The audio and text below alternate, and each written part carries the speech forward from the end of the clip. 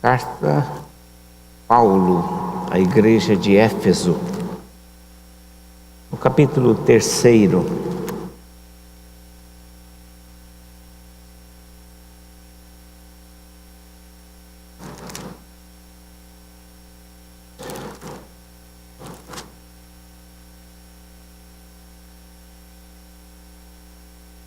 Vamos ouvir a leitura da palavra, todo o capítulo 3 da carta aos Efésios. Por esta causa eu, Paulo, sou prisioneiro de Cristo Jesus, por amor de vós, gentios, se é que tendes ouvido a respeito da dispensação da graça de Deus a mim confiada para vós outros.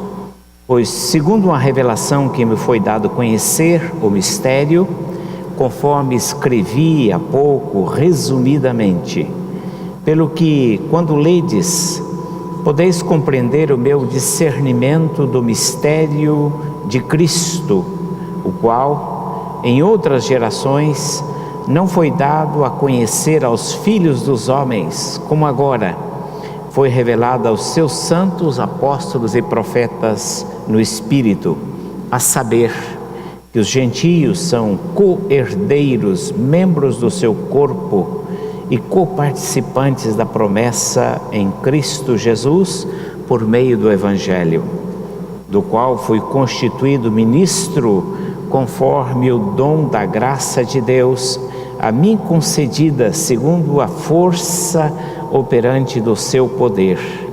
A mim, o menor de todos os santos, me foi dada esta graça de pregar aos gentios o evangelho das insondáveis riquezas de Cristo e manifestar qual a dispensação do mistério desde os séculos, oculto em Deus que criou todas as coisas, para que pela igreja a multiforme sabedoria de Deus se torne conhecida agora e dos principados e potestades nos lugares celestiais, segundo o eterno propósito que estabeleceu em Cristo Jesus, nosso Senhor, pelo qual temos ousadia e acesso com confiança mediante a fé nele.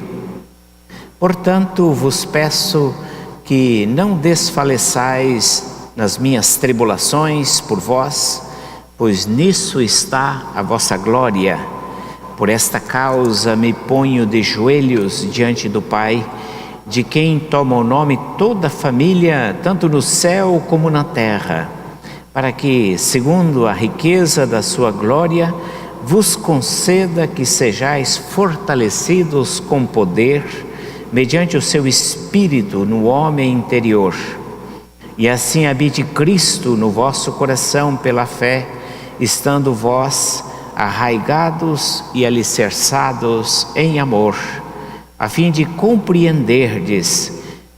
poderdes compreender com todos os santos qual é a largura, o comprimento, a altura, a profundidade, e conhecer o amor de Cristo, que excede todo entendimento, para que sejais tomados de toda a plenitude de Deus. Ora, aquele que é poderoso para fazer infinitamente mais do que tudo quanto pedimos ou pensamos, conforme o seu poder que opera em nós. A Ele seja a glória na igreja e em Cristo Jesus por todas as gerações, para todo o sempre. Amém. Nós estamos celebrando os 111 anos de história da nossa igreja. E como dissemos no início, a história bonita, uma trajetória onde Deus, de maneira muito evidente, abençoou a caminhada desta igreja desde a sua organização. Não existe um histórico detalhado no nosso boletim, apenas referência a episódios, que nós consideramos vitória bênção de Deus. Somos uma igreja com 420 membros, uma igreja que sustenta integralmente uma associação que abriga 21 mulheres idosas, colabora há muito tempo com Betel, não só agora, mas ao longo da história. As crianças de Betel têm sido abençoadas pela vida desta igreja. E esta é uma igreja frutífera, porque ao longo da história ela plantou outras igrejas, surgiram outras igrejas, foram plantadas através do trabalho de irmãos, de irmãs, que aqui militaram e que se dispuseram a ser usadas e usados pelo Senhor Jesus na plantação de várias igrejas. Nós temos listado aqui essas igrejas e possivelmente outras que indiretamente tenham sido resultado do trabalho da atividade missionária da nossa igreja. Contudo, isso não é suficiente, né? É preciso que nós compreendamos o nosso papel hoje como igreja. E esse texto bíblico que nós lemos, que o apóstolo Paulo escreveu aos Efésios, ele está descrevendo o grande propósito de Deus, o mistério que é a igreja de Jesus Cristo, no qual ele resolveu congregar em Cristo gentios e judeus e fazer de ambos um só povo. E é um propósito extraordinário com relação à igreja, não só para o presente, mas para o futuro, no sentido que Deus estabeleceu, instituiu a igreja. E Deus tem um plano para a igreja. E Paulo está dizendo: por esta causa eu me ponho de joelhos, para que nós entendamos, para que nós compreendamos o que significa ser a igreja. Nós vivemos hoje tempos confusos, onde as pessoas não entendem o que é pertencer à igreja de Jesus Cristo e simplesmente professar uma religião. Há uma confusão. Muitas pessoas acham que pelo fato de estar afiliadas a uma comunidade religiosa já é o suficiente. Muitas pessoas porque têm hábitos religiosos, atitudes religiosas, que têm alguns comportamentos religiosos. Não acho que isso é suficiente, mas há uma distinção muito nítida entre pertencer à igreja de Jesus Cristo e ser simplesmente religioso. Daí a nossa pergunta, que é seguir a Jesus. Ser igreja é a igreja que segue a Jesus, a igreja que de fato imita o seu Senhor, que anda nos seus passos, que procura obedecê-lo, que procura ouvir os seus ensinamentos e transformá-los em prática, em vida, em ação. Portanto, esta pergunta é pertinente: o que significa seguir a Jesus? O que significa nós seguirmos a Jesus? Nós, a partir desta pergunta, nós queremos destacar algumas coisas. A primeira delas é que seguir a Jesus significa adotar o reino de Deus como nosso modelo, Ou seja, a igreja adota, a igreja tem o reino de Deus como meta no seu horizonte, para a sua orientação, para a sua direção. E a pergunta: o que é o reino de Deus? O que é o reino de Deus? O reino de Deus é, antes de todas as coisas, o governo de Deus, o governo divino, sobre toda a criatura, sobre toda a criação, sobre poderes, sobre pessoas.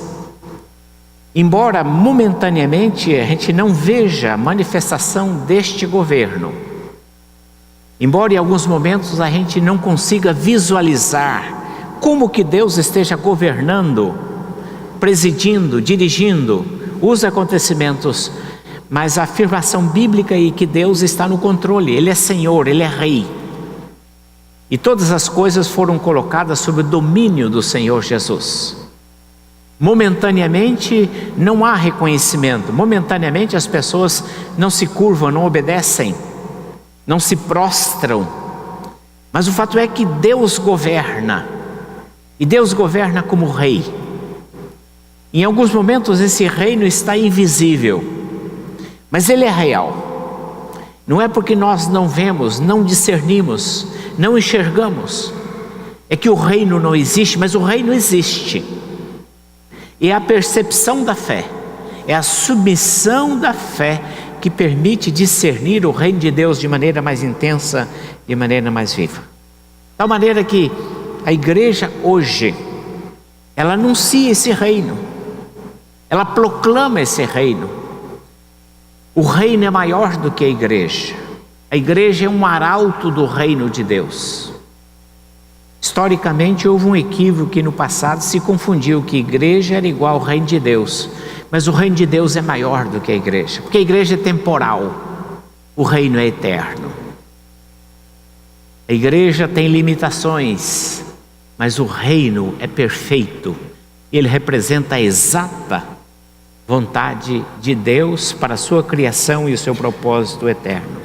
E a igreja anuncia o reino. Enquanto ela anuncia o reino, ela vive as leis do reino. Ou seja, ela antecipa no presente as leis vindouras do reino de Deus. Ela antecipa no agora aquilo que vai ser plenitude no reino futuro.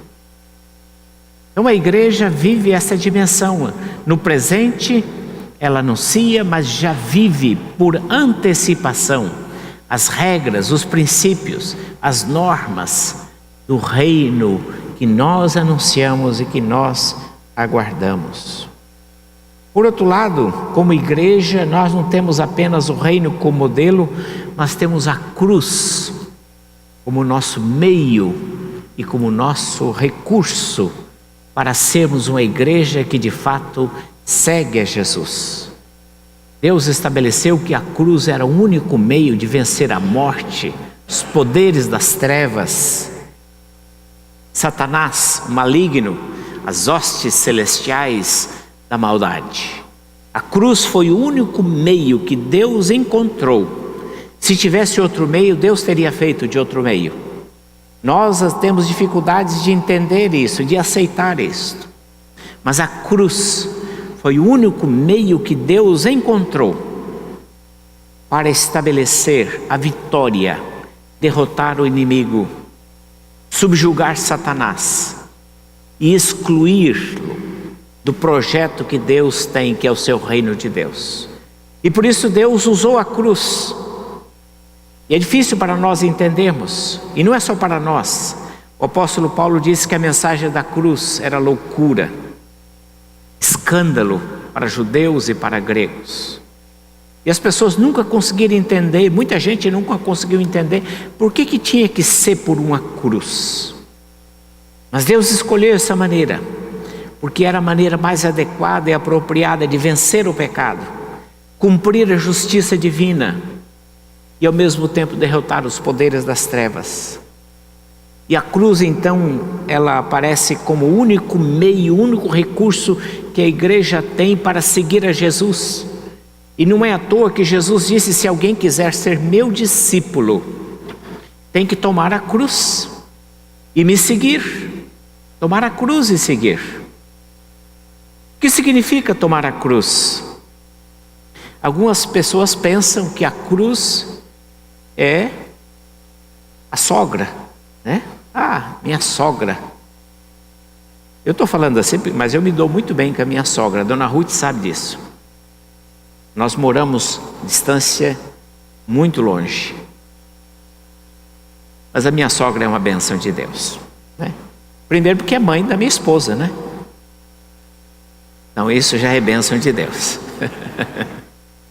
Grande bênção de Deus. Mas muitas pessoas pensam que a cruz é um problema que você tem na vida. A cruz é meu chefe. Meu chefe é uma cruz. Meu vizinho. Ah, meu filho é uma cruz. Ai, meu Deus. Minha filha é uma cruz. Meu genro é uma cruz. Ah, meu trabalho é uma cruz. Às vezes nós pensamos que um companheiro, uma pessoa é a cruz. Não, a cruz não é isto. Não é isto. Jesus não disse, tome, os seus problemas que você acha que seja a cruz e siga-me. Não é isso que Jesus disse. Jesus, tome a cruz. Tomar a cruz. O que significa tomar a cruz para ser um discípulo de Jesus? Tomar a cruz significa renunciar. É renunciar. É renunciar. Você não pode seguir a Jesus se você não estiver disposto a renunciar ao seu eu, às suas preferências, ao seu egoísmo, ao desejo de ser o centro, o desejo de ter a primazia, o desejo de ter todas as suas necessidades e aspirações e sonhos satisfeitos, e colocar isso como alvo de vida, e pedir que Deus se submeta, e Deus esteja a teu serviço, para cumprir o teu sonho, os teus desejos, as tuas aspirações, as tuas necessidades. Tomar a cruz significa renunciar o centro da nossa vida, de querermos ser o centro da nossa vida. Há uma antiga ilustração que descreve esta situação, há um coração e há um trono no centro do coração. Naquele trono pode estar o seu eu, pode estar Cristo. Renunciar significa que você abdica, abre mão de ser o centro, para que Jesus seja o centro. Isto é renúncia. Mas tomar a cruz também significa a disposição de morrer para tudo aquilo que te afasta de Deus. Porque a cruz significa morte. Cruz é morte. É morte para tudo aquilo que te afasta, tudo aquilo que impede que você sirva, que você siga ao Senhor Jesus.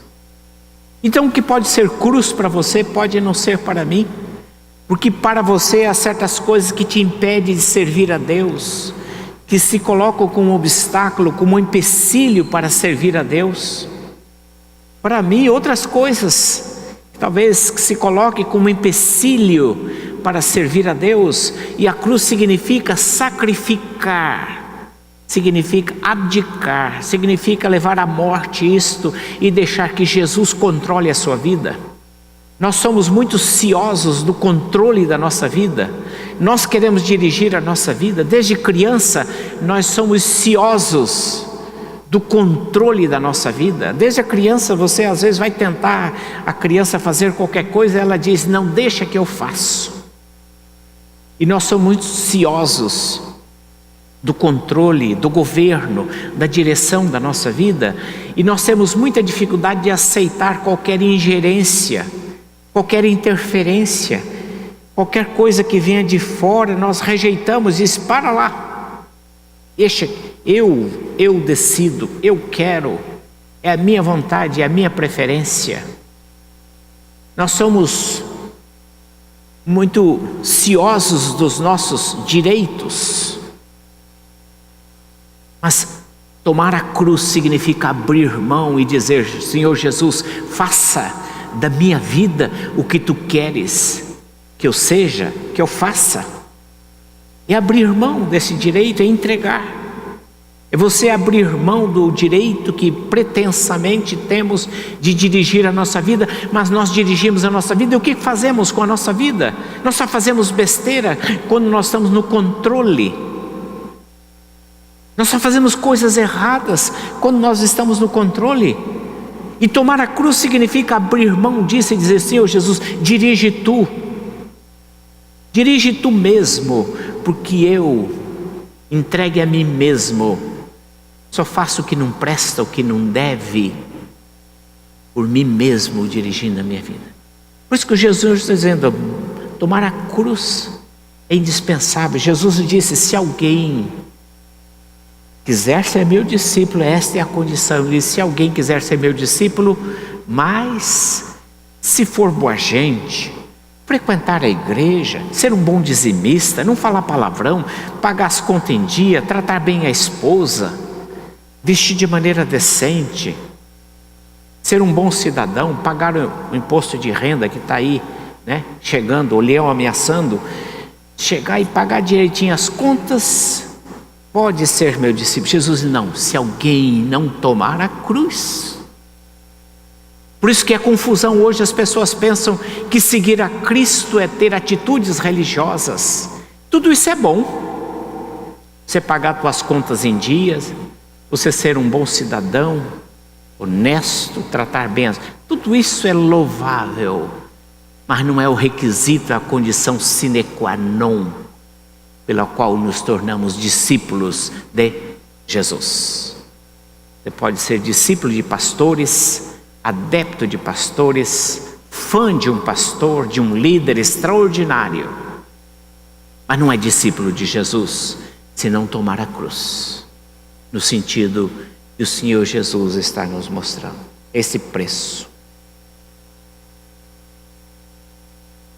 Para ser uma igreja que segue a Jesus, nós temos que seguir o método de Jesus. Quais são os métodos de Jesus? Qual o método que Jesus utilizou quando ele andou entre nós? Deus não tem nenhum outro recurso para fazer o trabalho dele senão a igreja. Deus não tem outro recurso. Diz uma antiga história, ela não precisa ser verídica, mas ela ilustra bem. Uma antiga história diz que Jesus, tendo chegado aos céus, foi recebido e saudado pelos anjos. E os anjos lhe perguntaram: realizaste a obra que o Pai lhe mandou? E Jesus teria dito: sim, realizei a obra. E os anjos perguntaram: mas e a continuidade desta obra? Como vai ficar? E Jesus teria dito: deixei 12 e mais algumas pessoas treinadas para continuar a minha obra. E os anjos ainda perguntaram: mas e se eles falharem? E se esses 12 e esses outros 120 falharem?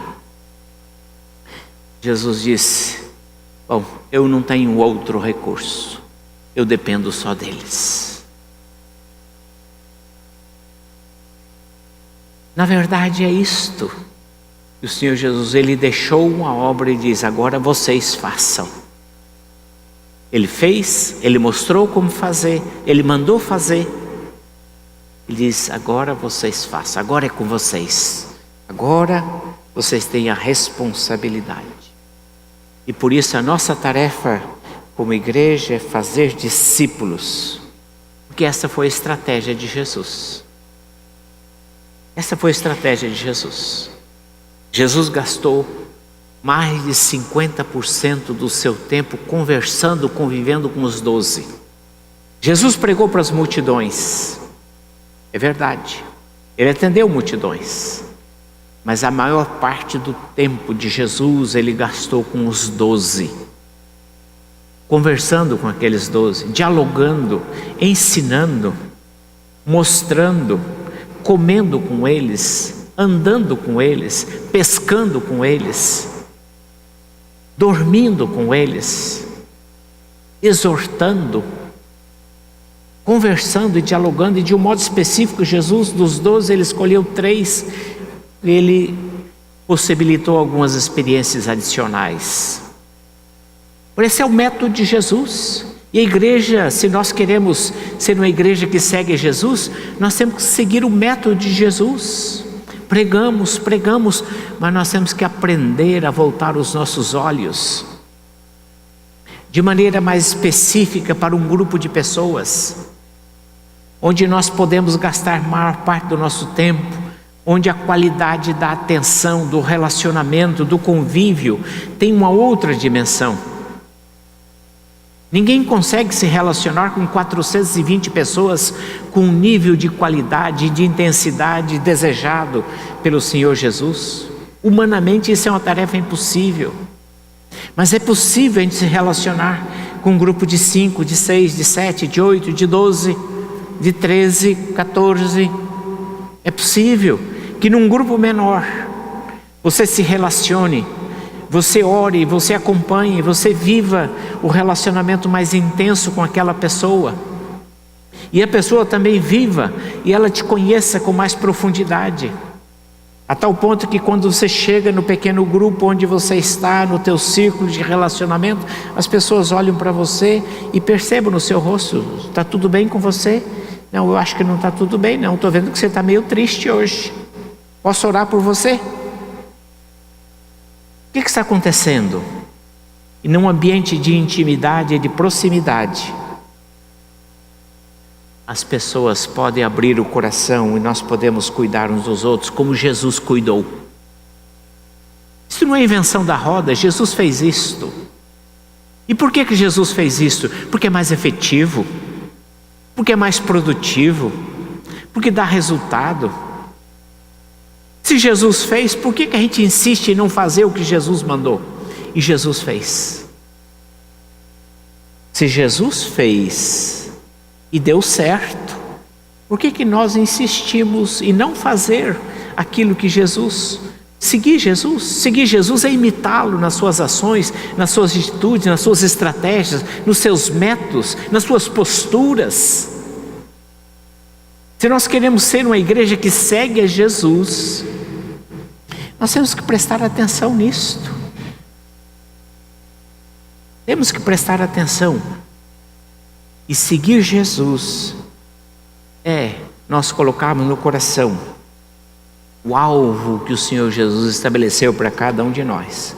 Cada crente um discípulo, e cada discípulo fazendo um outro discípulo, cuidando de pessoas, acompanhando pessoas, estudando a Bíblia com pessoas, orando com aquelas pessoas, para que elas cresçam e reproduzam o que está sendo feito com elas. O apóstolo Paulo, escrevendo a Timóteo, na segunda carta, no capítulo 2, versículo 2, e tu, Timóteo, né? O que você recebeu, o que você aprendeu, através de mim, e muitas testemunhas, isso mesmo faze a homens e mulheres fiéis, para que eles sejam capazes de reproduzir isto com outras pessoas. Mas há um outro desafio para nós como igreja, que segue a Jesus, é que nós temos a volta de Cristo como nossa motivação. Nós sabemos que Cristo vai voltar, e vem para buscar a sua igreja, e para que a sua igreja esteja para sempre com o Senhor, reinando com Ele, na plenitude do reino. Essa é a nossa esperança, a volta de Cristo. O Senhor Jesus vai voltar, e vai voltar para buscar a igreja. E sabemos que quando Ele voltar para buscar a sua igreja, Ele vai selar a derrota que já foi decretada lá na cruz. Lá na cruz todos os poderes foram derrotados. Mas na volta de Cristo, no estabelecimento do seu reino, esta vitória vai ser pública, retumbante, contundente, visível, palpável, de tal maneira que todos verão e todos saberão que o Rei voltou para estabelecer o seu reino definitivamente. Nós vivemos nessa espera, nós vivemos neste aguardo. Por outro lado, isto representa que todos nós haveremos de comparecer perante o tribunal de Cristo para dar conta das nossas responsabilidades. Não seremos julgados pelos nossos pecados, porque os nossos pecados já foram julgados na cruz. Ali na cruz, todos os nossos pecados, passados, presentes e futuros, já foram julgados, já foram pagos ali na cruz. Mas seremos julgados pelas nossas obras, os nossos talentos, para receber o galardão, é a nossa prestação de contas, que a Bíblia fala. E receberemos a recompensa e o descanso dos labores, o descanso das lutas. Quantas vezes você se sente cansado, enfadado? Quantas vezes você diz: meu Deus, isso não tem fim. Meu Deus, quando é que isso vai acabar? Meu Deus, quanta miséria, quanto sofrimento, quanta desgraça, quanta fome, quanta injustiça, quanta corrupção. O cristão tem uma esperança e diz: isso vai ter fim. Isso vai ter fim. Não vai haver petrolão no reino de Deus. Não vai haver mensalão. Não vai haver corrupção. Que nós presenciamos tanta injustiça, tanto sofrimento, tanta desigualdade, tanta miséria, tanta destruição. Esta esperança bendita, Cristo vai voltar para estabelecer o reino. E o cristão segue a Jesus, tem que ter sempre isto em sua mente. Não temos aqui cidade permanente, não temos aqui cidade definitiva, mas aguardamos o reino de Deus. Por isso eu queria finalizar, eu quero que você guarde no coração. Uma igreja que segue a Jesus, lembre-se de alguma coisa: nós trabalhamos para o reino de Deus.